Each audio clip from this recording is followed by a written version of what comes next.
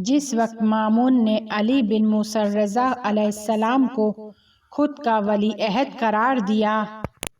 کچھ لوگ امام رضا علیہ السلام کے گھر کے دروازے پر گئے اور ان سے گھر میں داخل ہونے کی اجازت مانگی اور غلام سے کہنے لگے کہ جاؤ حضرت رضا علیہ السلام سے عرض کرو کہ ان کے شیعوں کا ایک گروہ آپ کی خدمت میں آنا چاہتا ہے۔ امام رضا علیہ السلام نے اپنے غلام سے کہا کہ جاؤ انہیں کہہ دو کہ میں مشغول ہوں، وہ لوگ واپس چلے جائیں۔ وہ لوگ چلے جاتے ہیں، اگلے دن دوبارہ آتے ہیں اور پھر وہی الفاظ دہراتے ہیں کہ امام رضا علیہ السلام سے کہو کہ ان کے شیعوں کا ایک گروہ ان سے ملنا چاہتا ہے۔ امام رضا علیہ السلام نے دوبارہ انہیں یہی جواب دیا اور ان سے کہا کہ واپس لوٹ جاؤ۔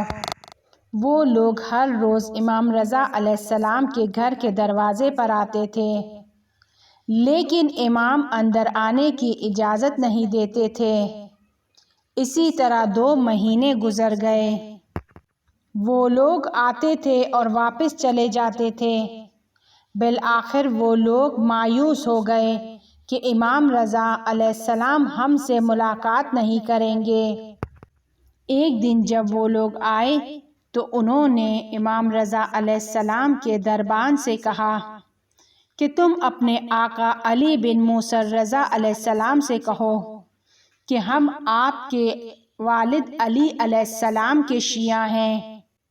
اور چونکہ آپ ہمیں اندر آنے کی، آپ سے ملاقات کی اجازت نہیں دے رہے ہیں، اس بات پر دشمنوں نے ہمیں سرزنش کیا ہے۔ اب جب ہم اپنے وطن واپس جائیں گے تو شرمندگی کی وجہ سے اپنے وطن نہیں جائیں گے، کیونکہ ہم میں اتنی طاقت نہیں ہے کہ ہم دشمنوں کی باتوں کو سنیں اور وہ ہمیں سرزنش کریں۔ جب ان لوگوں نے امام رضا علیہ السلام کو یہ پیغام پہنچایا تو امام رضا علیہ السلام نے انہیں اندر آنے کی اجازت دے دی۔ جب وہ لوگ اندر گئے تو انہوں نے امام رضا علیہ السلام کو سلام کیا۔ امام رضا علیہ السلام نے ان کے سلام کا جواب نہیں دیا اور نہ ہی بیٹھنے کی اجازت دی۔ وہ لوگ جیسے کھڑے تھے عرض کرنے لگے، یابن رسول اللہ، یہ کیسا ظلم ہے کہ جو آپ نے ہمارے ساتھ کیا ہے، آپ نے ہمیں ذلیل کیا ہے۔ ہم لوگ مسلسل آپ کے پاس آتے رہے اور آپ اجازت نہیں دے رہے تھے، اب ہمارے لیے کچھ بھی باقی نہیں بچا۔ اس کے بعد امام رضا علیہ السلام نے ایک آیت کی تلاوت کی جس کے معنی یہ ہیں کہ جو بھی مصیبت تم پر آتی ہے وہ تمہارے کاموں کی وجہ سے ہے کہ جو تم نے انجام دیے، جبکہ تمہارے بہت سارے کاموں کو معاف کر دیا گیا۔ میں نے جو تمہارے ساتھ یہ رویہ اختیار کیا، یہ میں نے خدا، پیغمبر، علی اور اپنے طاہر آباء و اجداد کی پیروی کی ہے۔ وہ لوگ تم سے ناراض ہیں، میں نے بھی نیز ایسا ہی کیا۔ اب وہ لوگ پوچھنے لگے کہ کیا وجہ ہے کہ آپ ہم سے ناراض ہیں اور ہم کو سرزنش کر رہے ہیں؟ اب امام رضا علیہ السلام نے فرمایا، اس وجہ سے کہ تم لوگ دعویٰ کرتے ہو کہ تم علی علیہ السلام کے شیعہ ہو، وائے ہو تم پر! علی علیہ السلام کے شیعہ حسن و حسین علیہم السلام ہیں، اباذر ہیں، سلمان ہیں، مقداد ہیں، عمار ہیں، محمد بن ابی بکر ہیں۔ ان افراد نے علی علیہ السلام کے دستورات کی چھوٹی سی بھی مخالفت نہیں کی، اور جن کاموں کا انہوں نے منع کیا تھا ان کے مرتکب نہیں ہوئے۔ اور تم لوگوں کا کہنا ہے کہ تم علی علیہ السلام کے شیعہ ہو، جبکہ تم زیادہ تر کاموں میں اس کی مخالفت کرتے ہو، بہت زیادہ واجبات میں کوتاہی کرتے ہو، بھائیوں کے حقوق کو سبک سمجھتے ہو، جہاں تقیہ نہیں کرنا چاہیے وہاں تقیہ کرتے ہو، اور جہاں تقیہ کرنا چاہیے وہاں تقیہ نہیں کرتے ہو۔ اگر تم لوگ ایسا کہتے کہ تم لوگ علی علیہ السلام کے دوستوں اور محبوں میں سے ہو، ان کے دوستوں کے ساتھ دوست اور ان کے دشمنوں کے ساتھ دشمن ہو، تو میں تمہاری اس بات کو رد نہیں کرتا، لیکن تم لوگوں نے ایک بہت بڑے مقام کا دعویٰ کیا ہے،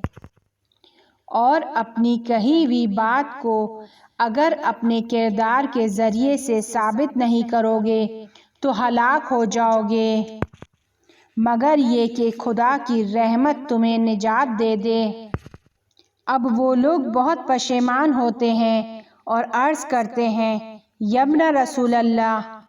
ہم اپنی بات پر استغفار کرتے ہیں، توبہ کرتے ہیں، اور جس طریقے سے آپ نے ہمیں سکھایا ہے ہم اسی طریقے سے کہتے ہیں کہ آپ کو دوست رکھتے ہیں، اور آپ کے دوستوں کے دوست ہیں اور آپ کے دشمنوں کے دشمن ہیں۔ اس وقت علی بن موسیٰ الرضا علیہ السلام نے فرمایا، مرحبا ہو تم پر، اے میرے بھائیوں، اے میرے دوستوں، آؤ میرے نزدیک آؤ، نزدیک تر آؤ۔ مسلسل ان کو اپنی طرف بلا رہے تھے، یہاں تک کہ ان کو اپنے برابر میں بٹھایا، اور پھر اپنے دربان سے پوچھا، مجھے یہ بتاؤ کہ یہ لوگ کتنی مرتبہ میرے دروازے پر آئے تھے اور میں نے انہیں اجازت نہیں دی تھی؟ نگہبان کہتا ہے کہ 60 مرتبہ۔ امام رضا علیہ السلام اس سے فرماتے ہیں کہ جاؤ تم 60 مرتبہ ان کے پاس جاؤ اور انہیں سلام کرو، اور میرا سلام ان تک پہنچانا، چونکہ انہوں نے استغفار کیا ہے، توبہ کی ہے، خدا نے ان کے گناہوں کو معاف کر دیا ہے، مٹا دیا ہے، اور جو محبت ہم سے رکھتے ہیں اس کی وجہ سے وہ لوگ احترام کے سزاوار ہیں۔ ان کے اور ان کے گھر والوں کو اگر کسی چیز کی ضرورت ہے تو پہنچاؤ، مالی لحاظ سے ان کی بہت زیادہ مدد کرو، انہیں تحفے تحائف دو اور ان کی ضرورتوں کو پورا کرو۔ اسی طرح ایک شخص نے امام حسین علیہ السلام سے عرض کیا کہ میں آپ کے شیعوں میں سے ہوں۔ امام نے فرمایا، خدا سے ڈرو، ایسی بات نہ کہو کہ خدا کہے کہ جھوٹ بول رہے ہو، اور اپنے اس ادعا میں گناہ کر لو۔ ہمارے شیعہ وہ ہیں کہ جن کے دل ہر طرح کے کینہ، حسد اور چالاکیوں سے پاک ہوں، بلکہ ایسا کہو کہ میں آپ کے موالیوں اور دوستوں میں سے ہوں۔ اسی طرح ایک شخص نے حضرت زین العابدین علیہ السلام کی خدمت میں بھی یہی کہا کہ میں آپ کے خاص شیعوں میں سے ہوں۔ امام نے فرمایا،